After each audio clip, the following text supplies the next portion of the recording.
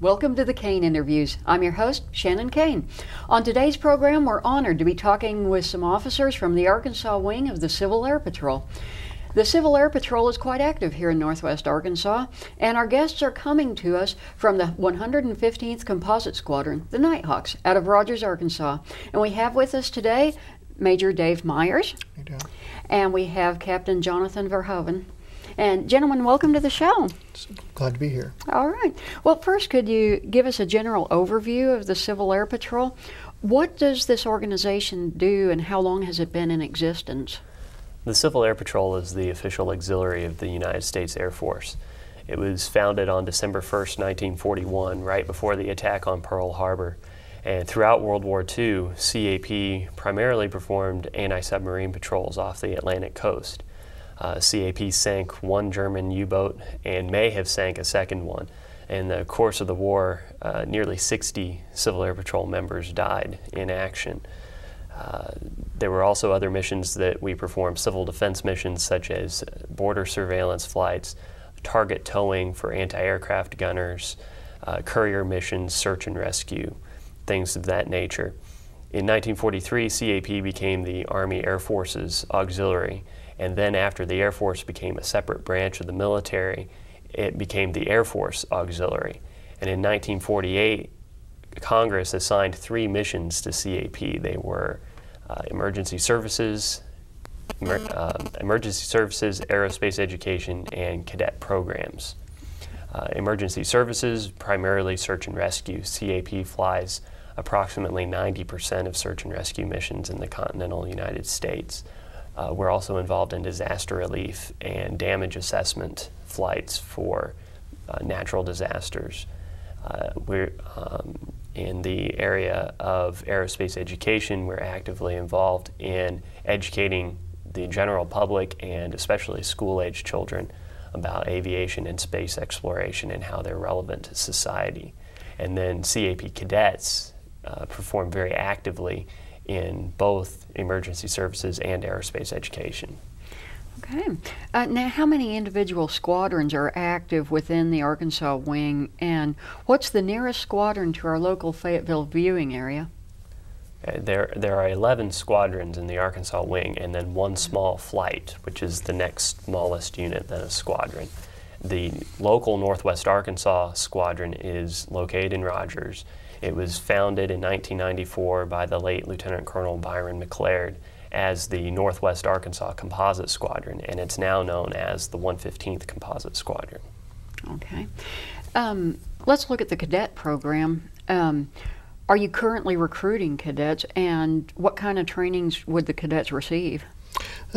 Actually, we're continually recruiting cadets. It's an ongoing process that we do. At one point in time, we had a program set up where we would block out an 8-week period of time for a basic training for cadets as they came in, and then we would accept no other cadets during that time frame. And what inevitably happened was that some cadet would come in at about the 7-week or just after it started, and they would have to wait almost 2 months before they could join.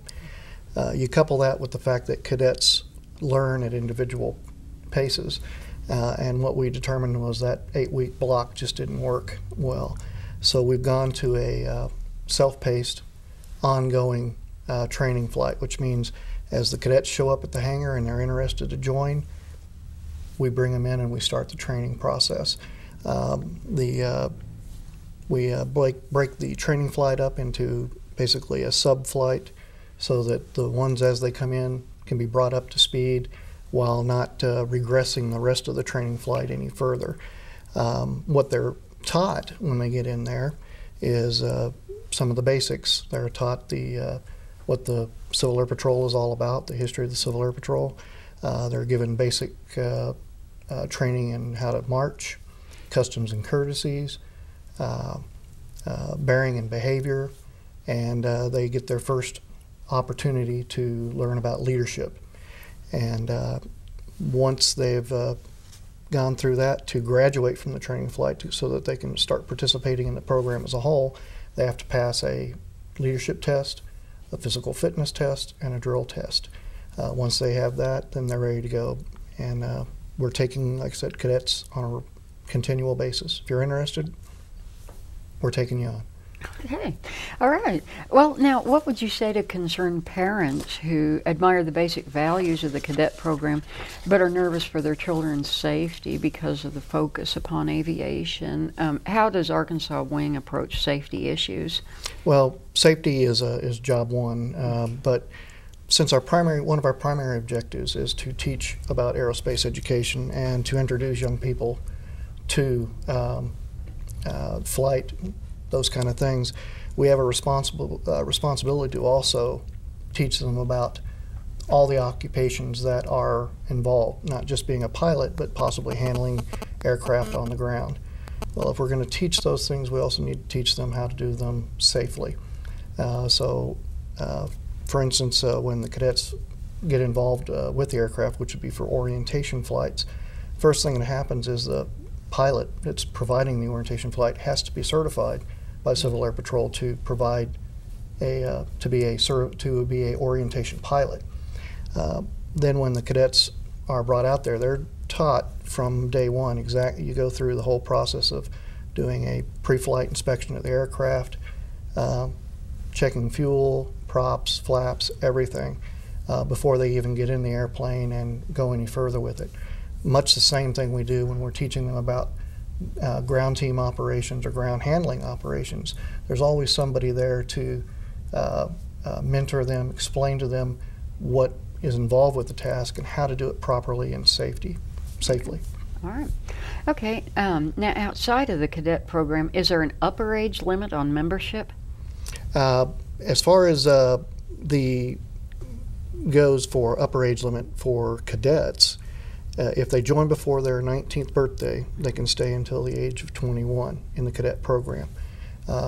As far as senior membership, there is no advanced age or so you could do this age. at any age. A retired person could Absolutely. do this. We have individuals like Jonathan here, who is basically came through the cadet program and has now gone from the cadet program into the officer side, and so he's serving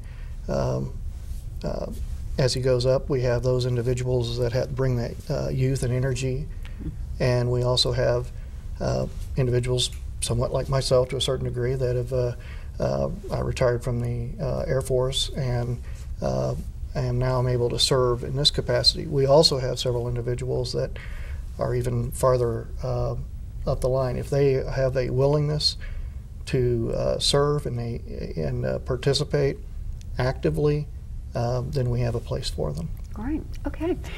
What are some of the basic requirements for a person to join Civil Air Patrol? Well,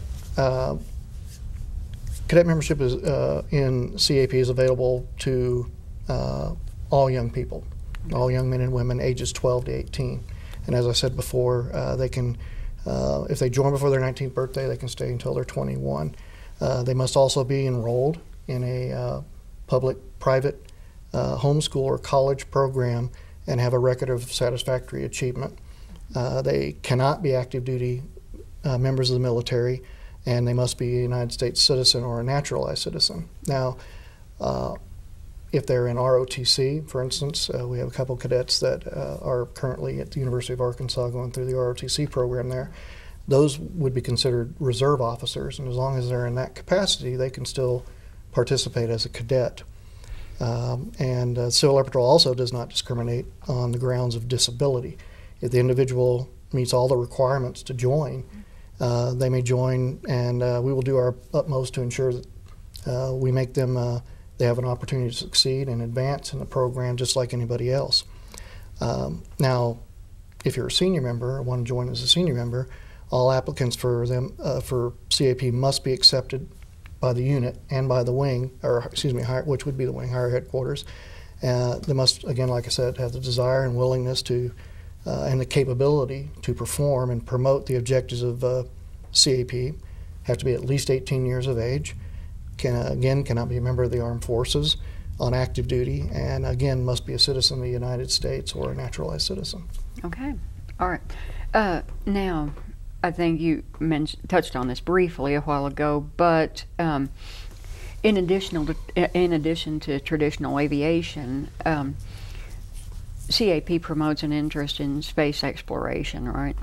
Yes. Oh, okay. It certainly does. CAP very much emphasizes space exploration. Aerospace, by definition, includes both traditional aviation and space exploration. And CAP's approach to aerospace education emphasizes a continuous thread of development from the earliest lighter-than-air craft, the hot air balloons, up through the Wright Flyer to the space shuttles and beyond. And a great number of NASA astronauts are military aviators, active, current military aviators. As a matter of fact, Colonel Eric Bowe, who's an Air Force colonel, also a former CAP cadet and a current CAP senior member, he piloted Space Shuttle Endeavour on its recent mission to the International Space Station. Wow. Okay. Let's look at region. You know, we'll want to look at this in a regional context. How specifically do CAP squadrons help people here in Arkansas? Some specific ways that CAP squadrons help Arkansans are through the emergency services and also through community services. Community services aren't part of our congressionally mandated missions, but we are involved in them nonetheless. Projects that honor our veterans are some of the most common that the 115th is involved in, but we'll also pitch in to help clean up local parks, or we'll provide crowd control for a public event. In regards to emergency services, again, search and rescue is our bread and butter.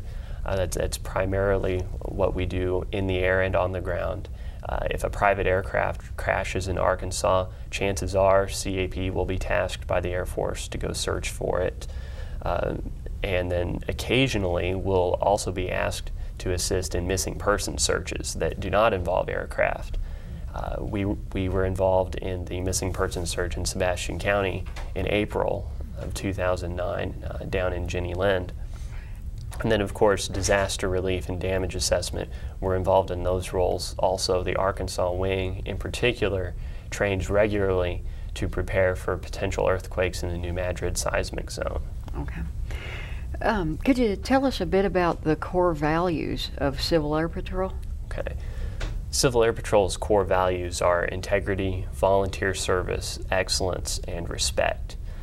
Integrity is a very special word. It's a broad word that includes truthfulness, honesty, loyalty, adherence to one's own moral convictions, as well as the organization's principles and goals. Integrity is our foundation. It's the starting point for everything we do. Volunteer service simply is putting the needs of the mission ahead of your own. Volunteer service is CAP. We're all volunteers. Nobody gets paid for what they do in CAP. That's the most straightforward of the core values. While integrity is the foundation, volunteer service really just is. It is CAP. Excellence is it's really the pursuit of perfection. It's trying to do the best we can every day in every aspect of our work. And while perfection's practically impossible to attain in things as unpredictable as search and rescue and disaster responses, it's the pursuit of that perfection that is the essence of the excellence core value. And then respect derives from CAP being an organization of diverse individuals with diverse backgrounds. Again, we're all volunteers. The structure is based on the military, and yet the reality of how that gets played out is different because we are volunteers. And so the idea behind the respect core value is basically that of teamwork, working together as people with common goals and common intent, though we have diverse backgrounds. Okay. How does one rise in the ranks of the organization? Well, excuse me, there are, pardon me, there are actually two distinct processes for cadet and officer members. Cadets must pass academic tests in leadership and aerospace education. They must pass a physical fitness test, and they need to participate actively in our unit activities, our community service activities.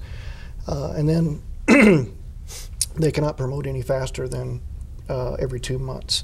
So there's a time and grade process involved there.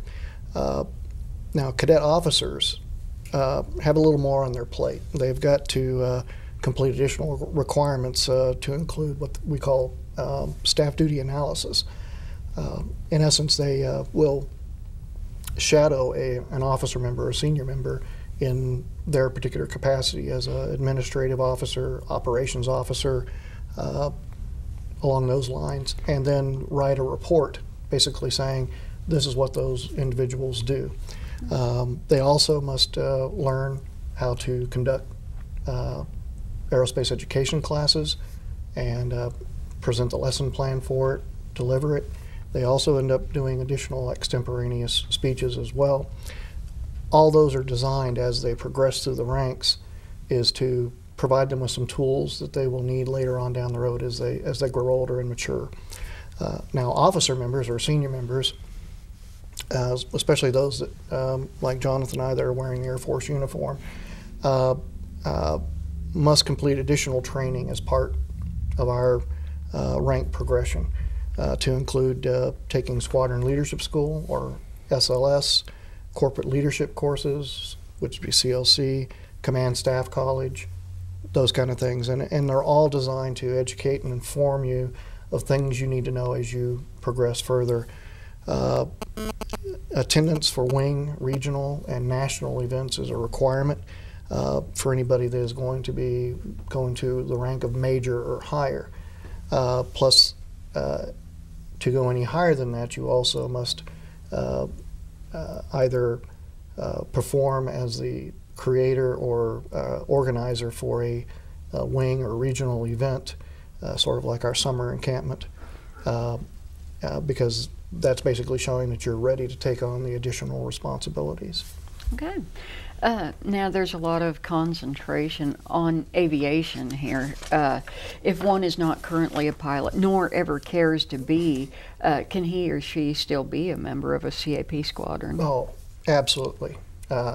Just like any Air Force unit, our squadron is set up just like that.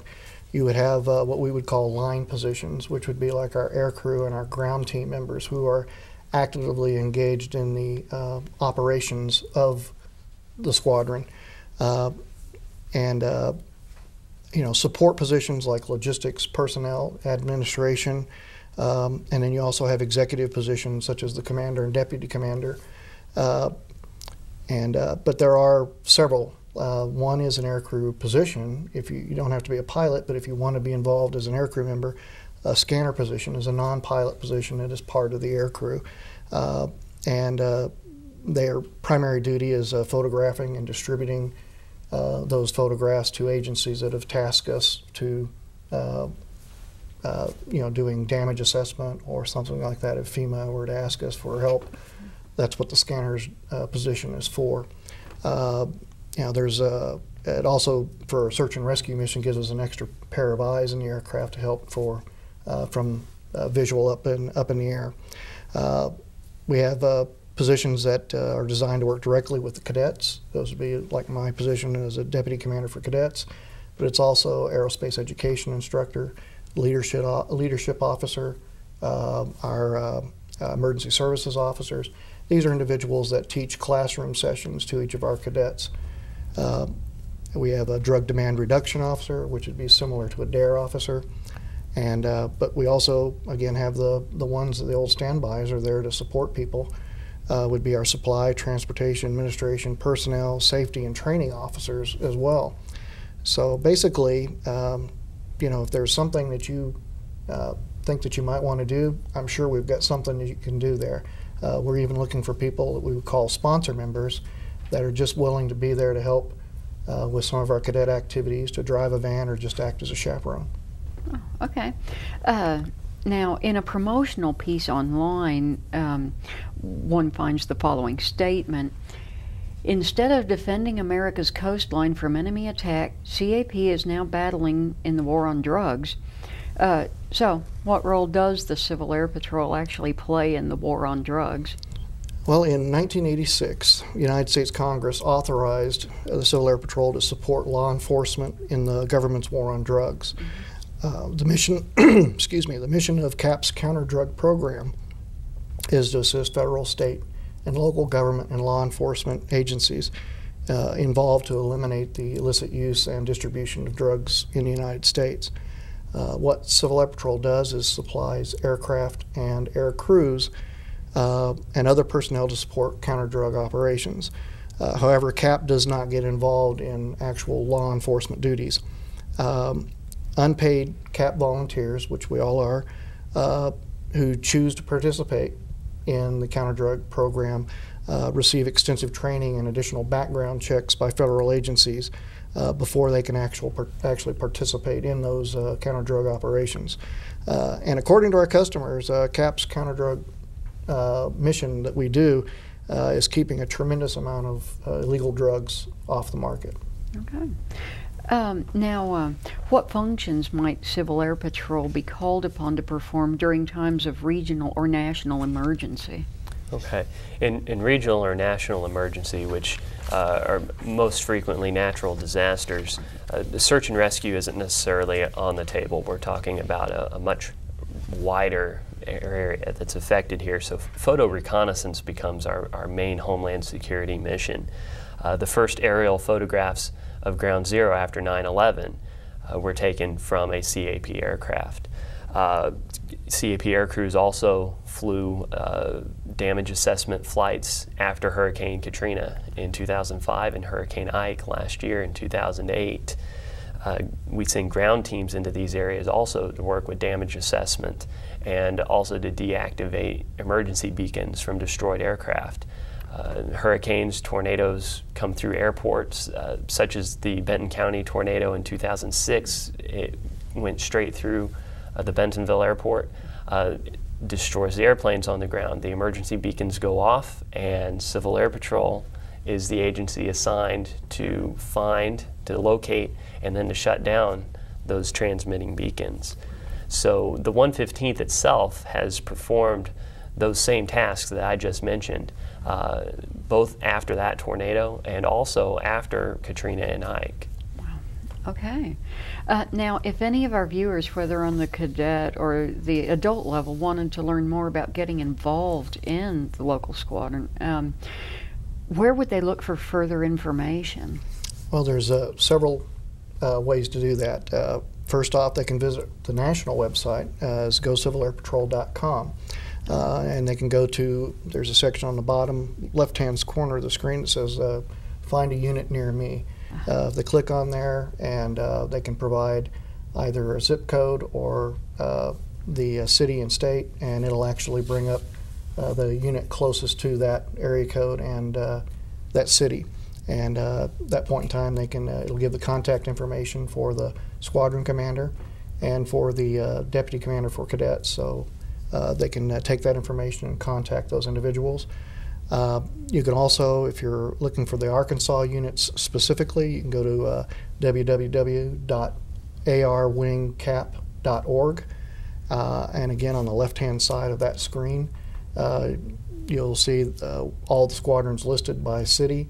And you can click on there. Again, that contact information for both the squadron commander and the deputy commander for cadets is listed there.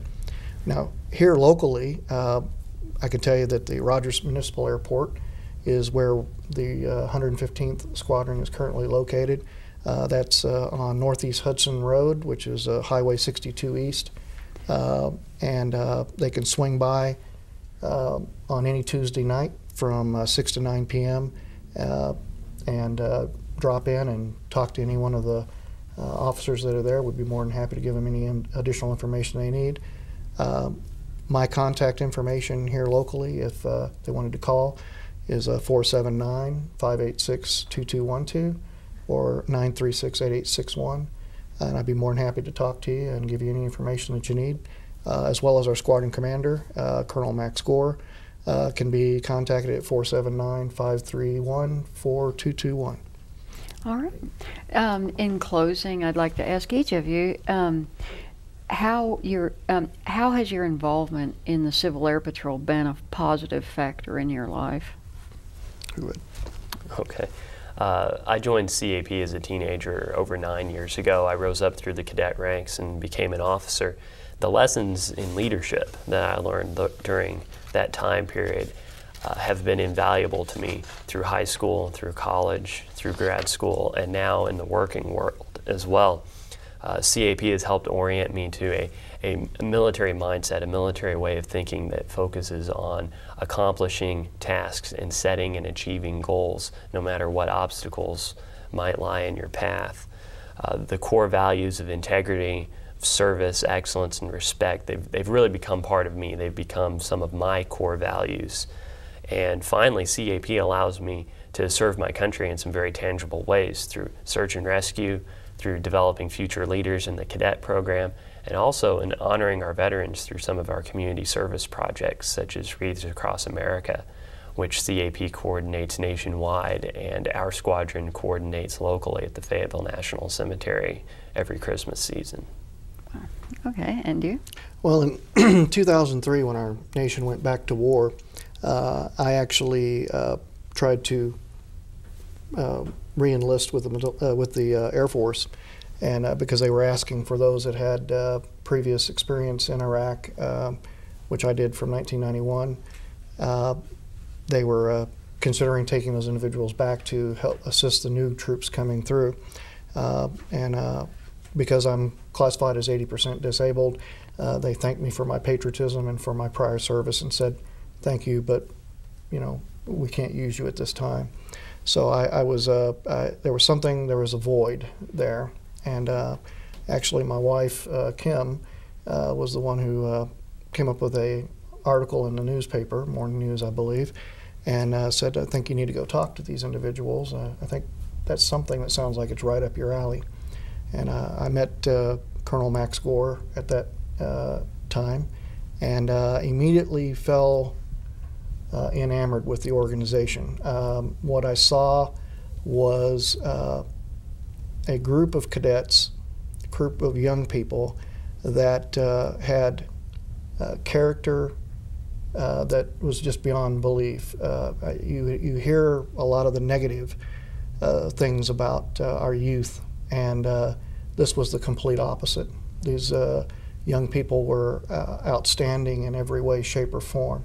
And so I joined in May of 2003, and then in July of 2003, Colonel Gore asked me if I would be interested in taking over as Deputy Commander for Cadets, which I did, and I've been doing that position for 6 years now. And what I find is that it has given me another opportunity to serve my country, to make a difference in the youth that we have coming up in this local area, and like I said, it is pretty easy because these kids actually already have a lot on board. They're already heads and shoulders above a lot of folks, and they, in most cases, have a vision and a goal in life, and it makes my job a lot easier when I've got to work with those kids that already have the right stuff. But the biggest thing is it's galvanized my belief that our future is safe in the hands of our young people. And again, like I said, the biggest thing is it continues or allows me to continue serving my country, and which I have a need that CAP currently fills.